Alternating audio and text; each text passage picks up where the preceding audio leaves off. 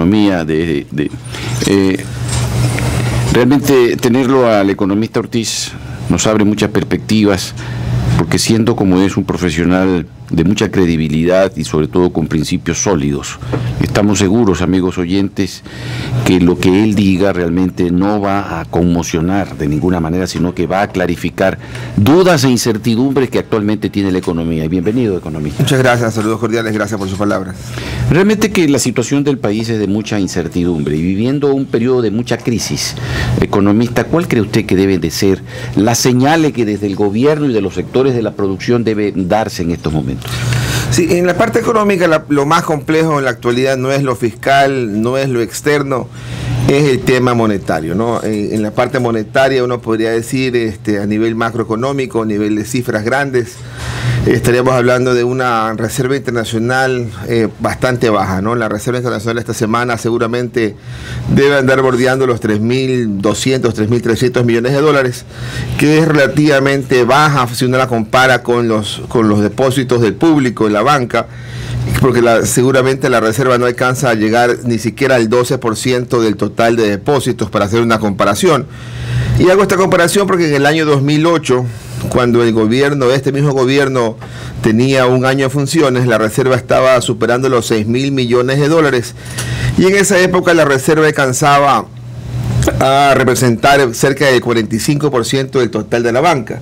Es decir, si el gobierno hubiera mantenido la misma política de liquidez en la reserva, hoy día deberíamos tener una reserva internacional que esté superando los 12.000 o 13.000 millones de dólares. Y esta crisis del petróleo entonces la pudiéramos enfrentar como país de mejor manera.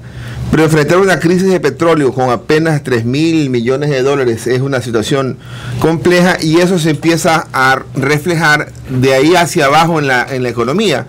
Y entonces hacia abajo estamos hablando del tema bancario.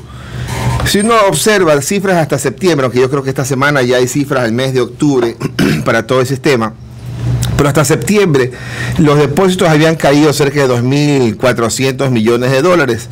Y el Banco Central informa que son esos 2.400 millones, fueron 1.400 millones a poder del público, es decir, a los bolsillos de las personas del público, y otros 1.000 millones salieron del sistema. Y uno podría interpretar cuando dice salió del sistema, es decir, si no está en los bolsillos del público, ni está en los bancos, en la forma de depósitos en cuenta corriente, cuenta de ahorros o depósitos a plazo, entonces quiere decir que salió del sistema, salió inclusive para el exterior.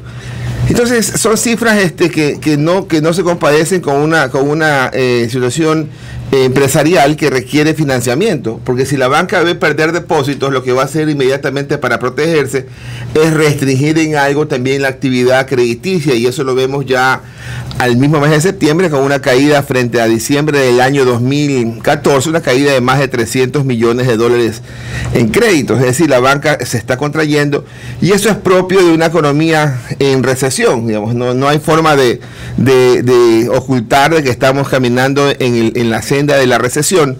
Los dos primeros trimestres del año con un crecimiento negativo del 0.1% el primer trimestre, 0.3% el segundo trimestre, y para mí el tercer trimestre anda también bordeando una cifra negativa, que mi número es 1.6%. Eso más o menos es el diagnóstico. Podemos analizar lo que está causando ese retiro de depósitos también. Y ahora, sí, hablando de política crediticia, el banco del IES, del Instituto Ecuatoriano de Seguridad Social, ha sido un gran promotor del crédito para el financiamiento de bienes raíces, de construcción, etcétera, etcétera. Este tema de restarle al fondo de pensiones parte de sus reservas para dárselo al fondo de salud, de alguna manera también va a mermar la capacidad crediticia del BIES, que se supone bordea los 4.000 millones de dólares, y se le estaría restando más o menos un 50%. Eso va a afectar también ya la masa monetaria. Sí, afecta en buena manera, porque el IES deja de recibir rentas por sus inversiones. ¿Cuáles rentas, por ejemplo? Cuando el gobierno este año decide no tener la obligación de aportar ese 40% de las pensiones jubilares, El gobierno dice: yo no voy a aportar esos 1.100 millones de dólares, que en realidad al año son como unos 1.700 millones de dólares, pero quizás en el presupuesto solo lo registraron en 1.100 para efectos de no hacer más grande el déficit fiscal. Pero más o menos lo que debería recibir al año el Seguro Social es una cifra superior a 1.500 millones de dólares. El año actual, en el año 2015, el Estado, antes de que salga esta resolución, ya había aportado algo al Seguro Social. Entonces el impacto neto completo se lo va a ver en el 2016. Pero hablemos con la cifra del gobierno por un momento. Estos 1.100 millones de dólares menos de ingresos, en una situación normal debió ser pagado en efectivo por parte del Estado del Seguro Social, para que el Seguro Social vea en dónde invierte aquellos recursos. Pero en los últimos años lo que estaba ocurriendo era que el Estado, al no tener liquidez, porque estaba destinando recursos hacia otra actividad, le proponía al Seguro Social pagarle eso en bonos, ¿no? Y eso un poco, de alguna forma, fue el reclamo del presidente de la República, de decir: le hemos pagado cerca de 4.000 millones de dólares en bonos al Seguro Social, y eso nos cuesta como Estado una cantidad superior a 400 millones de dólares en intereses. Y el presidente de la República decía: ¿cuánta plata de eso haríamos con escuelas de Milenio y otros elementos políticos? Pero también veamos al otro lado, el Seguro Social, que tenía obligación legal de recibir esa plata, y que hoy día el gobierno no la desconoce, simplemente la está pateando para adelante. Y pateando es un buen término, porque cuando finalmente lo ubica para adelante, creo que al final el seguro terminará quedando pateado. Entonces, esos 400 millones de dólares que el Seguro Social tampoco recibe como ingresos, no los puede destinar a actividades como usted señala, el tema de créditos para los quirografarios, créditos para los hipotecarios, fondos de reserva y otras cosas que al final del día todo va en una misma bolsa y dinamiza la economía, ¿no? Así es.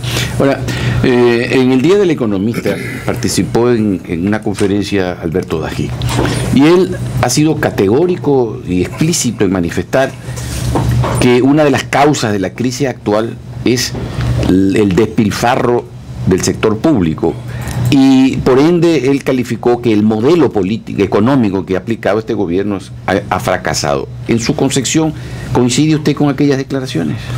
A ver, yo no sé, uno podría calificarlo de varias formas, ¿no? El que ha fracasado, uno puede estar de acuerdo con el concepto de que ha fracasado, porque al final del día, si estás con un modelo y no lo puedes sostener, entonces el modelo no funcionó, el modelo no va más. Si queremos calificarlo como fracaso, yo diría sí, es un fracaso de modelo económico, porque no fue capaz de sostener aquella situación. Por ejemplo, cuando el gobierno arranca, se encuentra con la siguiente foto: dice, el 30% de la inversión de largo plazo la hacía el Estado y el 70% la hacía el sector privado. Y eso cuando arranca en el año 2006, en diciembre, 15 días antes del inicio del gobierno. La foto del año 2014 termina totalmente inversa. Es decir, el sector privado solamente haciendo el 45% de la inversión de largo plazo en este país, y el 55% en poder o administrada o empujada por el sector público. Y en los últimos años, de 2008 inclusive, el sector público, con este gran empuje en la inversión pública, fue capaz de hacer que la economía crezca 7% por ahí en el 2008, 6% por allá en el 2014, y entonces tiene una economía bastante dinámica. Pero al finalizar el 2015, otra vez habrá una segunda virada de tortilla, digamos, una segunda virada de relaciones de poder en cuanto a gestionar inversión pública, y el sector público va a regresar a perder espacio y va a ganarlo el sector privado, en el sentido de que quizás ese 55-45 empieza a girar y ahora sea 55% el privado y 45% el público. Es decir, no es algo que el gobierno se haya propuesto, sino que las condiciones lo han llevado a que la inversión pública caiga tan fuertemente que el sector privado, que va creciendo lentamente, vuelva a ganar protagonismo. Y hacia adelante hay que ver si el Estado deja la posibilidad de que el sector privado se consolide, o va a estar el gobierno tratando de, aunque sea a costas, hundir al sector privado, tratar de seguir empujando la economía desde la obra pública. Colijo de sus declaraciones que el gobierno ha hecho inversiones, no ha habido despilfarro, entonces. A ver, también ahí uno puede calificarlo, ¿no? Si bien me preguntan, las bombonas de gas en Monteverde, que cuando yo estaba en el gobierno como ministro de Finanzas allá en el año 2007 hasta julio del 2008, ese proyecto era un proyecto que iba a costar 160 millones de dólares, que fue, que fue el presupuesto original. Y hacía sentido gastar 160 millones de dólares para ahorrarse 40 millones de dólares que era el alquiler de las barcazas, sentido hasta financiero y económico, y terminó costando arriba de 600 millones de dólares, y que el país se endeuda a tasas del 8%. Entonces quiere decir que esos 600 millones al 8% es 48 millones de dólares en intereses de deuda, que es más alto que las barcazas. Entonces hubiéramos dejado las barcazas y no hubiéramos hecho las bombonas. Entonces, en ese sentido, si uno mira ese proyecto, o si mira la refinería del Pacífico, que es una gran extensión de tierra donde supuestamente han invertido 1.200 millones de dólares, claro, hay obras, y uno puede seguir nombrando, y la ruta Collas en Quito, la ruta del aeropuerto, que cuesta a razón de 18 millones de dólares el kilómetro. Entonces, sí, hay obras en donde uno puede señalar grandes despilfarros, es decir, donde uno puede señalar grandes problemas. Calificar la totalidad, no sé si todo aplique, pero sí hay algunas obras que uno puede señalarlas claramente, ¿no? Y en ese sentido, ¿usted cree, economista, que los datos que hoy por hoy maneja el público en cuanto a que el déficit solamente es de 6.000 millones y que el endeudamiento bordea solamente el 30% del Producto Interno Bruto, ¿usted cree que esos datos son confiables y la situación, cuando la reciba el próximo gobierno, de repente se va a encontrar con un panorama mucho más crítico y con información mucho más profunda? Es difícil engañar en la cosa, en aquello que se puede contar, ¿no? El gasto fiscal, la deuda externa, la deuda interna, eso es difícil tener engaños, ¿no? Donde uno podría decir, me dieron cifras equivocadas, quizás en otro país, en cualquier país del mundo, quizás en la medición de la inflación, quizás en la medición del desempleo, porque esos son encuestas, digamos, ¿no? Inclusive hasta quizás en la estimación del Producto Interno Bruto, porque al final del día son encuestas que se hacen con metodologías internacionalmente observadas y aprobadas, con la cual uno tiene cifras generales. Pero cosas como el endeudamiento externo es más difícil, ¿no? Porque uno dice, mira, si la deuda externa y la deuda interna, es decir, la deuda total del país a octubre del 2015 fue 32.254 millones de dólares, es decir, esa es la deuda cuando está contratada con cada uno de los acreedores. Hay por ahí ciertas deudas que el gobierno les reconoce como obligación, pero no la quiere registrar como deuda pública. Por ejemplo, los contratos petroleros, que el mes de diciembre del año pasado era algo así como unos 1.300 millones de dólares, y este año, inclusive el día de ayer, ha habido un pago de 252 millones de dólares en preventa petrolera. Es decir, este año ha tenido una reducción de 600 millones de dólares en la preventa petrolera. Entonces estamos hablando que esa preventa, que el año pasado fue 1.300, ahora terminará el año seguramente con unos 700 millones de dólares, salvo que se vuelva a contratar más preventas, que no lo estoy viendo como posible, porque es muy complejo el tema de endeudamiento. Este tema de la preventa usted no lo incorpora al endeudamiento, ¿sí? El gobierno no lo incorpora, pero uno puede observarlo y lo puede añadir. Y lo que estoy tratando de señalar es que eran casi 1.400, hay que bajarle cerca de 600 millones, por ahí hay 800 que por incorporar.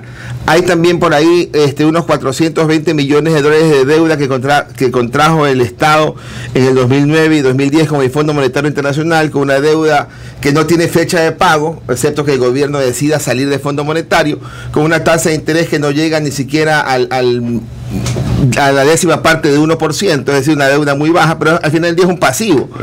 Y por ahí también hay algo así como unos 850 millones de dólares de certificados de tesorería, que son los denominados CETES, que tampoco lo considera el gobierno como deuda, pero finalmente estoy pagando como Estado intereses. Y quizás lo más importante, que sí tiene la característica de deuda, porque el artículo 243 de la Constitución, que habla sobre endeudamiento y lo que lo define la deuda, dice que aquellos pasivos de un ejercicio clausurado que no hayan sido pagados son deuda. Entonces, cuando el gobierno presupuesta para el año 2016 un pasivo circulante de 1.558 millones de dólares, claramente dice, ahí hay otra deuda interna. Es decir, aunque el gobierno no quiera, al darle ese contexto en la proforma de 2016, está diciendo, vamos a incrementar esa deuda, a registrarla. Y entonces estamos cerca de un 35% de deuda frente al Producto Interno Bruto, y cuando se incorpora todo, quizás estás en un 37%. Cuando se inició el gobierno teníamos 12.000 millones de dólares de deuda. Hoy estamos superando los 30.000, pero se dice que estamos menos pobres y que somos más ricos. Con esa pregunta volvemos luego del corte. En todo el mundo. En todo el mundo.